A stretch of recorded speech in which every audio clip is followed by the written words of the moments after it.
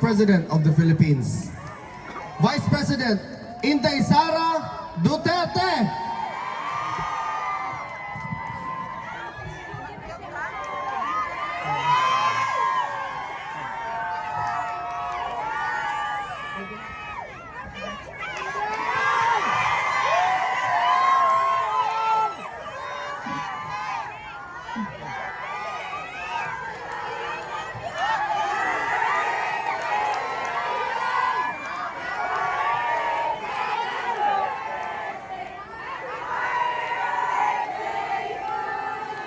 Thank you, mga kababayan. Assalamualaikum warahmatullahi wabarakatuh. Madayaw, maayong adlaw kaninyong tanan. Dito ka ng banda. Magandang araw sa inyong lahat. Unahin ko po muna ang aking mga pagpapasalamat. Una po, ang pagpapasalamat natin sa Diyos dahil binigay niya sa atin ang araw na ito para tayo ay magsama-sama para sa pagmamahal natin sa ating dating Pangulong Rodrigo Duterte. At pangalawang pagpapasalamat sa Diyos ay binigyan niya tayo ng magandang panahon. Malamig pero may araw. Patay tayo sa sunburn. I-ready ninyo ang inyong mga sunblock. Paniguraduhin ninyo ang inyong mga kutis. At ang sunod na pagpapasalamat ko ay para sa inyong lahat dahil sa oras ninyo, sa pagbabiyahe ninyo, sa suporta ninyo na ipinapakita at sa pag-celebrate ninyo sa araw na ito. Maraming salamat sa inyo. Madami ang galing pa sa ibang bansa, galing sa United Kingdom, galing sa Germany, galing sa France, galing sa Ireland, galing sa Belgium, galing sa Italy, galing sa Spain, at yung mga tiga Netherlands. USA! I think meron din galing sa United States of America.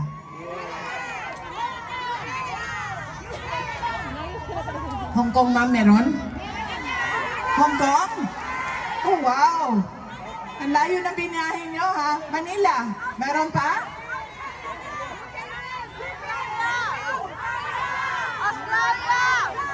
Davao! Galing pang Davao! Maraming salamat dahil binigay ninyo ang oras ninyo, ang araw na ito para sa ating pagtitipon at binigay ninyo ang pagkakataon na ito para kami ay mapakinggan at para tayo ay magsama-sama ngayong araw na ito. Maraming salamat sa inyo at baka makalimutan ko mamaya dahil sa sobrang excited ng aking mga mensahe sa inyo. Mag-ingat kayong pauwi mamaya o bukas o kailanman na babalik kayo sa inyong mga tahanan. Mag-ingat po kayo. Ang sunod na pagpapasalamat ko ay sa lahat po ng ating mga guest speakers ngayong araw na ito. Isa-isahin ko po ang mga pangalan. Tulungan niyo po ako kapag meron akong nakalimutan na pangalan. Ang una pong nagsalita ay si Dr. Richard Mata. Ang sunod na nagsalita ay si Maharlika. Ang sunod ay si Attorney Vic Rodriguez. At nandiyan din po si Senator Robin Padilla. At si Senator Amy Marcos. And si Senator Rodante Marcoleta.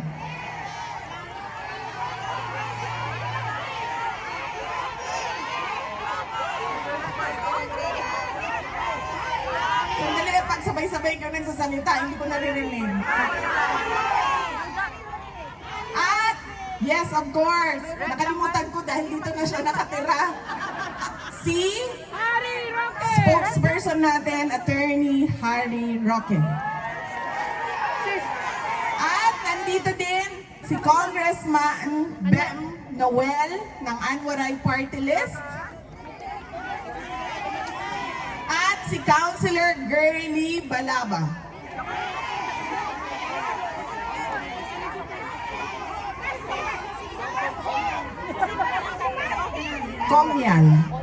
Conland. Malcolm Conland. Sino yun? Okay. Sino pa?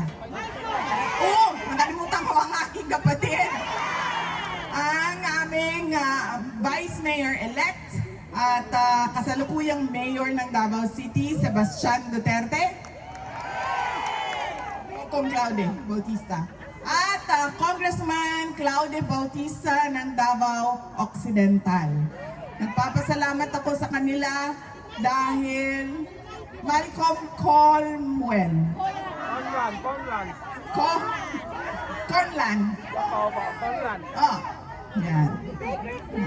At nandito din po ang kapatid ni dating Pangulong Rodrigo Duterte. Uncle ko po, si Benjamin Duterte. Okay. Meron pa nakalimutan? Vic Rodriguez, tapos na kanina. Tapos na, Dr. Mata. Asawa po ni Dr. Mata, si Mrs. Erica Mata. Okay. Sigurado kayo? Walang nakalimutan sa pagpapasalamat. At ang susunod na pagpapasalamat ay sa lahat po ng volunteers ng ating rally gathering ngayong umaga na ito. Nagpapasalamat po ako sa kanila. Hindi ko po sila maisa-isa dahil napakalami po ng volunteers natin dito sa The Hague at sa Netherlands at iba't ibang mga lugar na nagsama-sama para mabuo yung ating pagtitipon ngayong araw na ito. Maraming salamat po sa ating mga, iakyat po ang kamay, mga volunteers. Diyan po sila, mga volunteers natin. Maraming salamat sa inyo. Ang susunod na pagpapasalamat po ay mga kaibigan natin sa media. Dahil nandito sila, naninigurado na marinig ang boses natin sa buong mundo. At ang huling pagpapasalamat ay sa local government ng The Hague, Netherlands, dahil tinulungan nila tayo na mabuo yung ating programa ngayong araw na ito. Meron pa ba akong nakalimutan pasalamatan? Okay. Anong lugar, ma'am? Iakyat niyo yung banner niyo, ma'am, para mabasa. United Kingdom, London. UK. Ma'am, ayaw niyang sumama sa inyo. London. United Kingdom.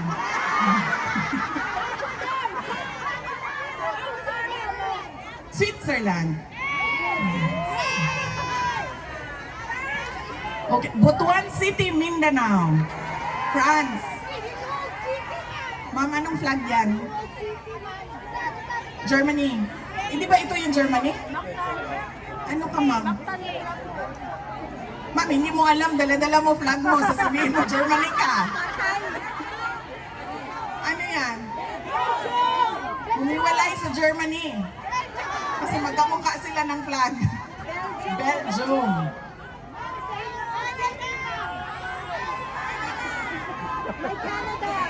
Iceland.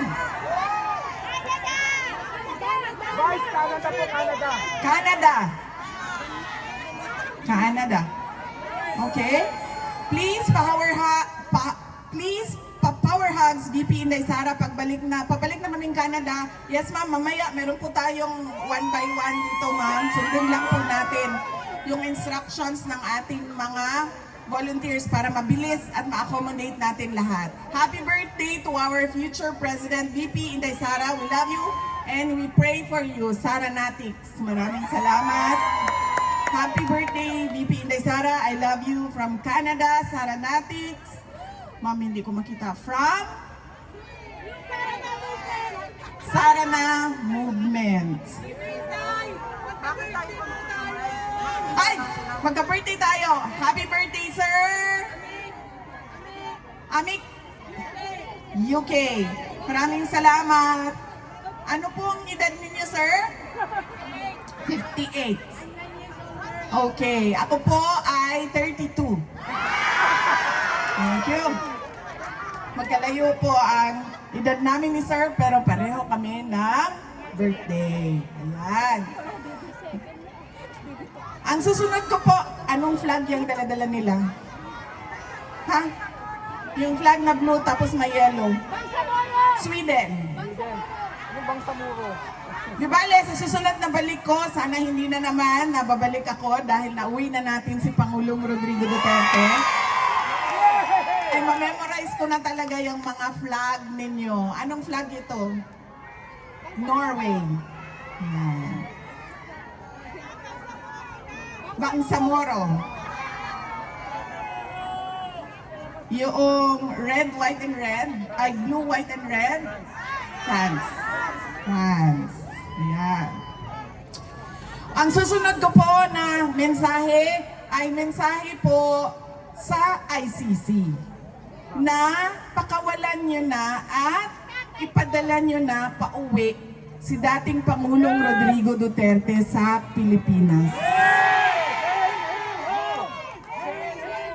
Dahil gaano man nasabihin nila na wala na kami kung paano siya kinuha, dinukot, kinidnap doon sa Pilipinas, ang importante ay nandito siya sa amin at tutuloy yung paglilitis, ay dapat hindi ganon.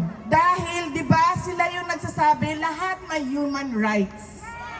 So, dapat ibigay din nila yung human right ni dating Pangulong Rodrigo Duterte na ibalik sa Pilipinas at i-check ng ating mga lokal na korte kung karapat-dapat ba na siya ay ipadala dito sa dahig.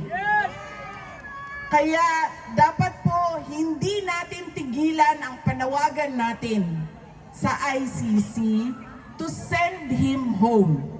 At huwag natin tigilan ang panawagan natin doon sa loob ng Pilipinas na lahat sa ating gobyerno ay dapat gawin nila, bring him home.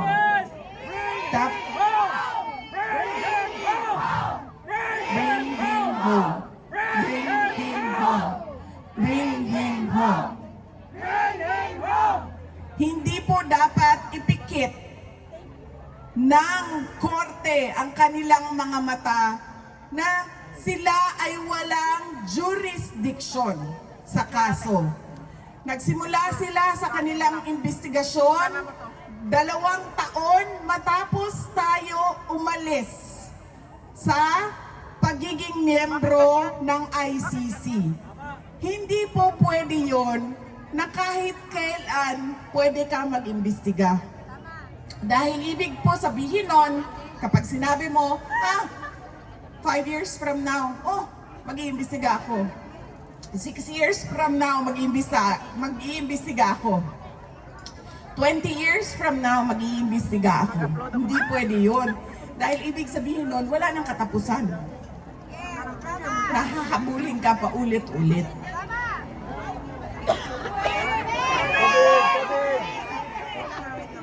Ay, wala po si Kateki.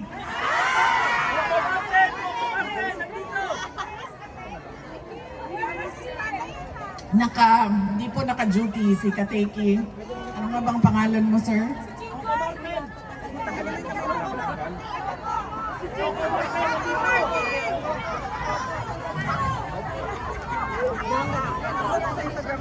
Ano daw, ma'am? Katuko? Katuko? Katuko nandito. Grabe ka naman, ma'am. Kakulay lang ng katuko, mama, pero mas guwapo siya kaysa sa mga tuko. Ano ibig sabihin ng katuko? Kasamang tuko?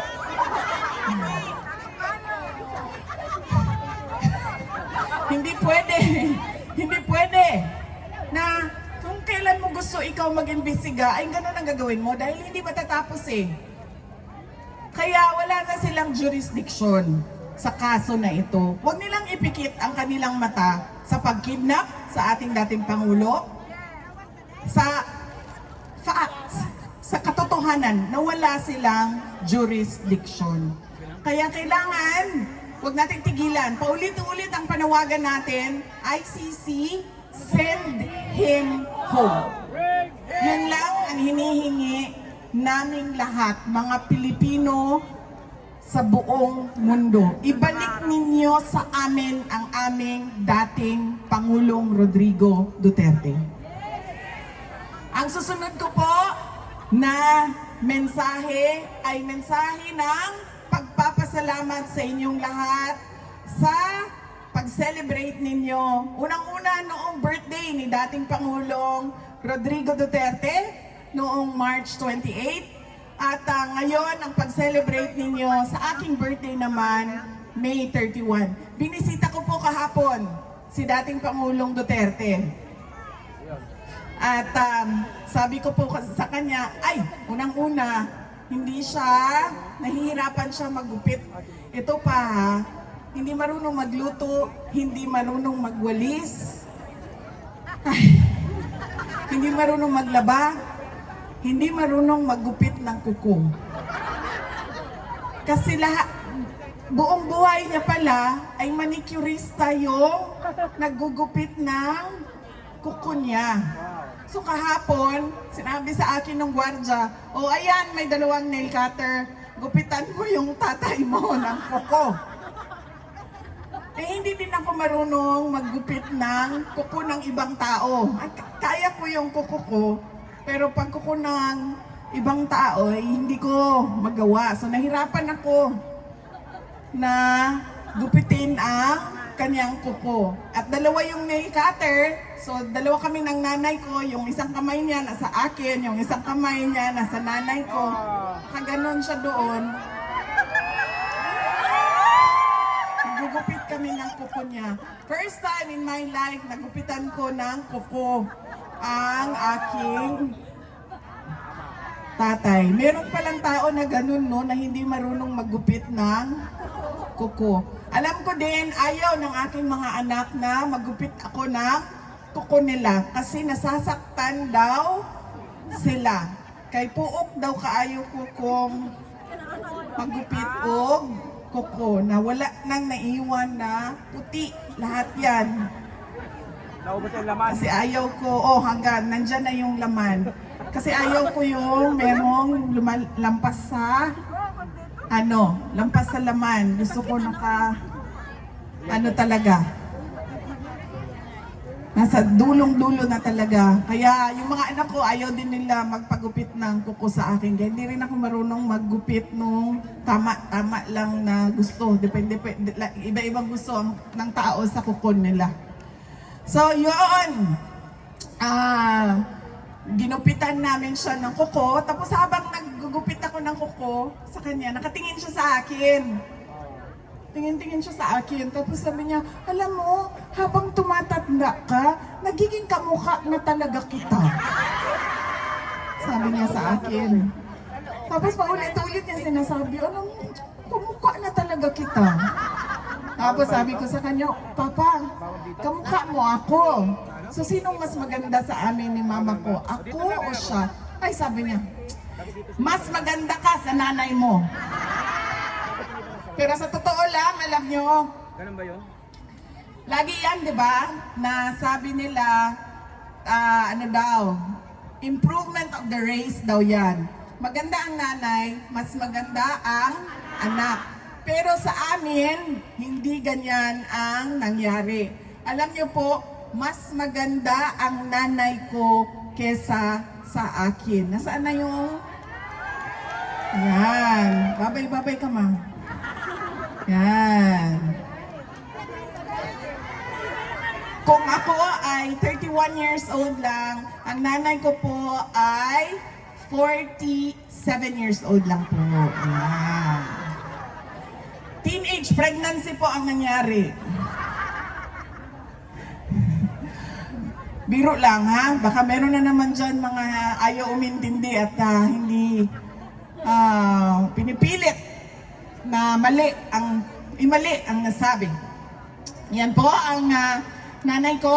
Kahapon, binisita namin si Pangulong Rodrigo Duterte. Masaya siya, nagtanong naman siya, in-update ko naman na siya. Ano nang mangyayari sa oath-taking ng mga nanalo sa Davao City, ano na ang oath-taking ng mga senators, at anong mangyayari sa July, sa August, sa September, sa mga kailangan namin gawin na trabaho sa Office of the Vice President at sa Davao City. Yan po ang mga updates. Pinaabot ko din sa kanya. Sabi ko, kung makapunta ka bukas, ay meron kaming rally para sa iyo. At invited ka. Marami sa ating mga kababayan sa iba't ibang lugar ng mundo darating bukas para magdasal, para magpasalamat, at para ipanawagan sa ICC na ibalik ninyo ang aming pinakamamahal na Tatay Digong. Alam niyo po, kayong lahat ay nandito sa the Netherlands, sa iba't ibang bansa sa Europa o sa ibang continent. Dahil, bakit? Naghanap kayo ng oportunidad para sa sarili ninyo at para sa pamilya ninyo. Hindi po ba nakakalungkot yon para sa isang bayan na ang mga tao ay umaalis? Dahil unang-una walang trabaho. At kung meron mang trabaho na makita, ay kakapiranggot yung sweldo. Walang pabahay na kaya ng mga tao. Walang healthcare. Napakaganda ng healthcare ninyo dito sa Europa. Doon sa atin, alam nyo ba, di ba? Ang pamilya napupuno sa utang kapag nagkakasakit yung nanay, yung tatay, yung kapatid, yung anak. Nakakalungkot na ganon yung bayan natin. Di ba po ba dapat ang pangarap natin, ang vision natin, ang plano natin ay papunta doon sa kung ano yung nakikita at pinunta natin dito sa Europa. Pero hindi nangyayari yun. Dahil unang-una sa ating politika. Lahat na lang puro politika, lahat na lang puro dole out, lahat na lang survival ng isang politiko. At ang kanyang pamamaraan para siya ay ma-re-elect na naman, mabalik na naman sa pwesto, ma-re-elect na naman. Pero kung makita mo ay napakabagal ng pag-usad ng bayan o kung meron mang nakikita na pagbabago sa ating bayan. Kaya napakahalaga, mga kababayan, na tinutulak natin ang ating mga leaders na ibigay ang karapat-dapat na serbisyo sa taong bayan at sa bayan. Hindi mahirap hanapin, hindi mahirap tingnan, hindi mahirap tanungin kung ano ba yung karapat-dapat. Dahil nakikita natin yan sa ibang bansa. Nakikita natin sa Europe, nakikita natin sa Japan, nakikita natin sa Australia, sa Taiwan, sa Qatar, galing akong Qatar. Nakikita natin. Pero bakit hindi natin nakikita sa ating bayan?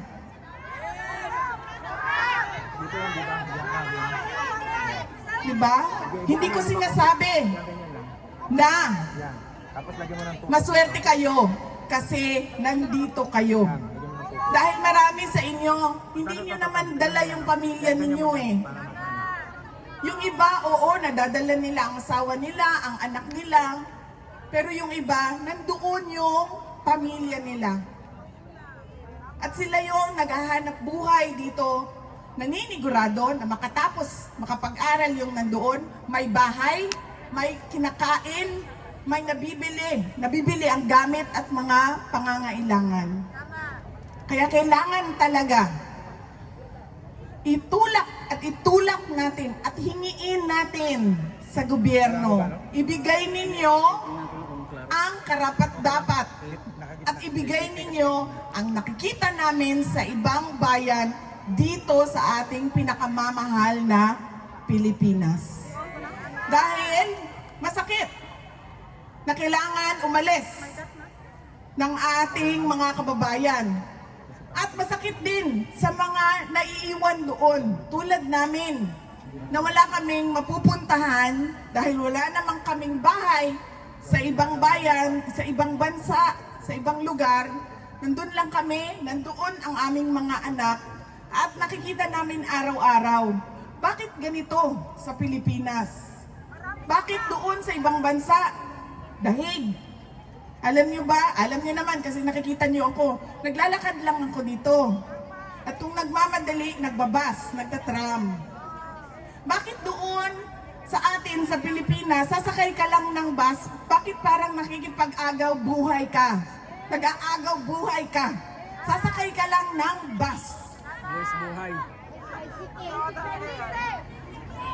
Diba? Ang daming namamatay sa tricycle, nababangga, na-hold up. Bakit? Basta lagi. Masakit sa akin. Lalo na nung gagagaling ko lang sa Qatar, ma'am. So doon sa Qatar, meron silang national ID. Sabi nila sa akin, lahat ng pangangailangan nila nandoon sa loob ng national ID nila. Ganito din sa iba't ibang bansa, diba? Nandun na lahat. Healthcare mo, driver's license mo, utang mo nandoon. Diba? Nakikita yung utang mo. Nakikita doon kung nahuli ka na ba o hindi. Nakikita doon lahat. Nakikita. At pupunta ka sa hospital, o ayan ang health card ko, babayaran yan ng gobyerno ang aking pagpapagamot.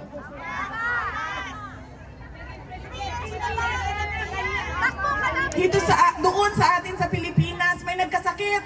Takbo, dito, congressman, pahingi. Takbo dito, mayor, pahingi. Takbo dito, konsehala, pahingi. Tapos, pagpunta mo sa PhilHealth, 2,000. Bibigay sa iyo. Wala nang pera, PhilHealth. Gusto natin ng mas maganda na kinabukasan para sa ating bayan. Hindi tayo titigil, ICC, ibalik nyo sa amin, si Duterte. At hindi tayo titigil na paghingi sa ating gobyerno na ibigay ninyo ang karapat-dapat na nakikita namin para sa aming bayan. Dahil nakikita namin sa ibang bayan yon, ibig sabihin, pwedeng mangyari yan. Dahil nakikita namin sa iba.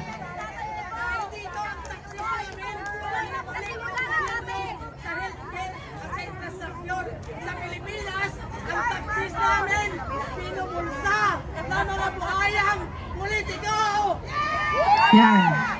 Dito, ang taxes nababalik sa social services. Sa Qatar, wala silang taxes. Baka may mag-isip sa inyo lumipat ng Qatar. Wala silang taxes doon. Walang deductions at all. Pero libre lahat. Dahil, ano ba, ang treasure o kayamanan ng isang bayan ay hindi ang mga politiko. Ang kayamanan ng isang bayan ay ang mga mamamayan. Kaya dapat nauuna ang mamamayan bago ang politiko. Dahil ang trabaho ng politiko ay ibigay kung ano ang karapat-dapat sa bayan at sa mga mamamayan. Kaya huwag ninyong kalimutan sa araw na ito, May 31, pagpapasalamat sa Diyos, pananawagan sa ICC, huwag tigilan hanggang hindi ibalik yan. Patay digong natin. At pangatlo, panawagan, demand sa gobyerno ng Pilipinas, ibigay ninyo kung ano yung karapat-dapat para sa taong bayan at sa bayan. Yaan ang tatlong mensahe na kailangan natin isa puso at isa isip lagi. Na kahit saan man tayo pumunta, ay kailangan natin magkaisa na gawin at magkaisa sa panawagan at magkaisa sa demand natin sa ICC at sa ating pamahalaan. Hindi po mahalaga ang reconciliation. Bakit ba? Bakit merong reconciliation? Mahalaga ba ang problema natin na personal? Diba? Mahalaga ba ang away nating dalawa, ma'am? Hindi. Anong bang pakialam ng mga naghihirap, nagugutom, hindi makapag-aral sa away nating dalawa? Unahin natin ang trabaho at unahin natin ang pangangailangan ng taong bayan. Yaan yung trabaho nating lahat bilang mga mamamayan at mga mamamayan na nagmamahal sa ating bayan. Yan po ang kailangan nating gawin, isa puso, isa isip.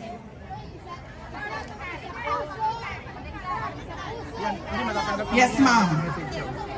Ilagay natin yan lagi sa isip, ilagay natin yan lagi sa ating, ipasok natin yan sa ating puso. Kaya kahit saan man tayo pumunta, alam natin kung anong sasabihin natin sa lahat ng lahi. Hoy, ICC, unang-una, ibalik nyo yan. Pangalawa, oy, kami pala yun, nasa gobyerno ng Pilipinas. Oy, Inday Sara, magtrabaho. Huwag na yan unahin niyang pakikipag-away. Personal na mga problema ng mga politiko.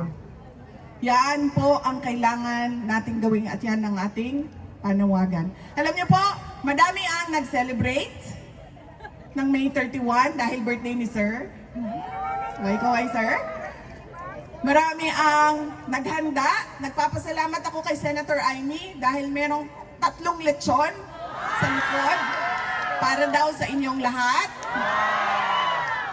At merong 300 na cupcakes galing kay Senator Amy para daw sa inyong lahat. Sa Pilipinas at sa iba't ibang lugar sa mundo, madami ang nagpa-party at nagpa-Thanksgiving. Marami ang nagpa-feeding at nagpakain sa mga gutom. Marami ang namigay at nag-share ng blessings nila sa iba't ibang mga kababayan natin doon sa iba't ibang lugar sa Pilipinas. At marami ang nagbigay ng kanilang mga birthday wish. Alam niyo po, ang wish ko ngayon na birthday ko ay ngayong 28 years old na ako. Ang wish ko po, pababa, sir, no? Kanina 32, then naging 31. Ngayon naging 28 na. Okay. Pagkatapos ko dito, ay 15 na lang talaga yan, sir. 15 years old. Ngayong araw na 28 years old ako, unang-una, sana ay bigyan kayo lahat ng Pilipino sa buong mundo ay bigyan ng Diyos ng magandang kalusugan, good health. At pangalawang birthday wish ko ay sana lahat ng birthday wishes ninyo para sa akin ay ibigay din sa inyo ng Diyos. Papasalamat po ako sa kasiyahan ninyo sa araw na ito dahil meron tayong sineselebrate pero nalulungkot din tayo dahil hindi natin kasama si dating Pangulong Rodrigo Duterte. Na sana ay sa susunod na May 31 ay makita ninyong naglalakad na siya, nakalaya at maka-attend ng mga birthday at celebration at makabalik na siya sa Davao City bilang mayor ng syudad ng Davao. Yes, ma'am. Sabi nga nung mga Qatar, ma'am, sana naman bago pa sa pag-uwi daw ni Pangulong Duterte ay dumaan siya ng Qatar. So sana din na pag siya ay nakalaya ay pwede siyang mag-program muna dito sa The Hague bago siya bumiyahe pauwi sa Pilipinas. Mga kababayan, ang lahat ng ginagawa natin ay para sa Diyos, sa bayan, at sa bawat pamilyang Pilipino. Shukran.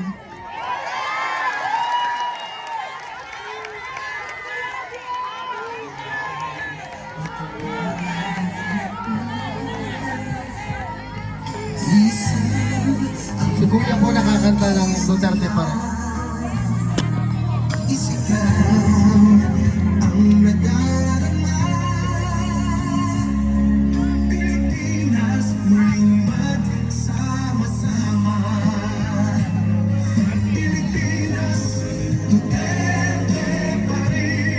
Ladies and gentlemen, by the way, we are going to do the series of events first. Mag-crowd shot muna.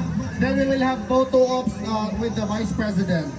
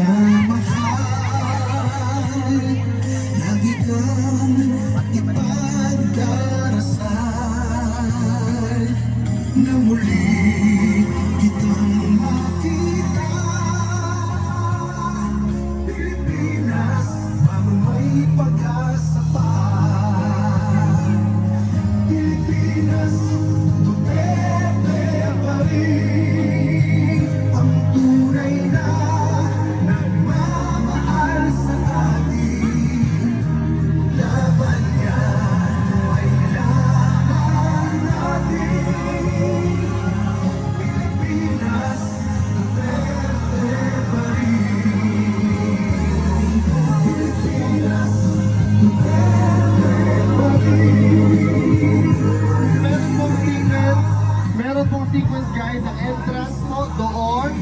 Tapos, pagkatapos nyo mag-picture, exclusively for photo only. Pagtapos ng picture, dito kayo exit. Okay?